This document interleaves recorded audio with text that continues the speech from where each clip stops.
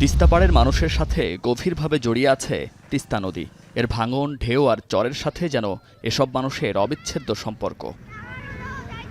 তবে ভারতের পানি রাজনীতির কারণে ভোগান্তিও কম নয় তাদের। ভারতের অসম নীতির কারণে কখনো খরা আবার কখনো ভয়াবহ বন্যার কবলে পড়ে এ জনপদ।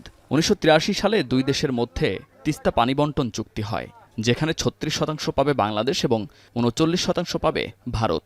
বাকি ২৫% পানি নদীতে সংরক্ষিত রাখা হবে। কিন্তু কিভাবে এই পানি ভাগাভাগি হবে সে বিষয়ে কোনো দিক নির্দেশনা ছিল না। অমীমাংসিত এই বিষয়ে ২০২১ সালে এগিয়ে আসে চীন।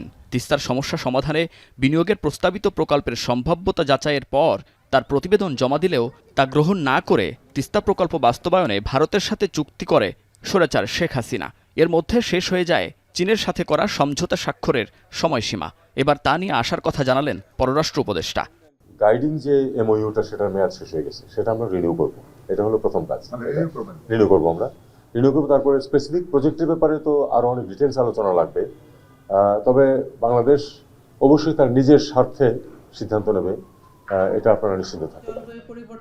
এদিকে তিস্তা প্রকল্পের আগে তিস্তাপাড়ের মানুষের চাহিদাকে প্রাধান্য দেওয়ার কথা জানিয়েছেন পরিবেশ উপদেষ্টা।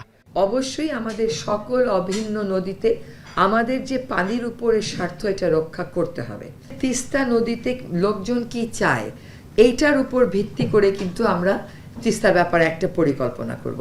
এই তিস্তার ব্যাপারে যেই দেশই আমাদেরকে সহায়তা করুক না কেন, জনগণের সাথে আলোচনা করতে হবে।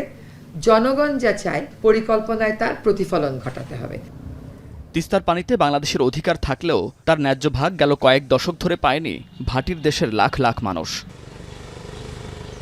মুন্নাফ রশিদ, এখন, ঢাকা।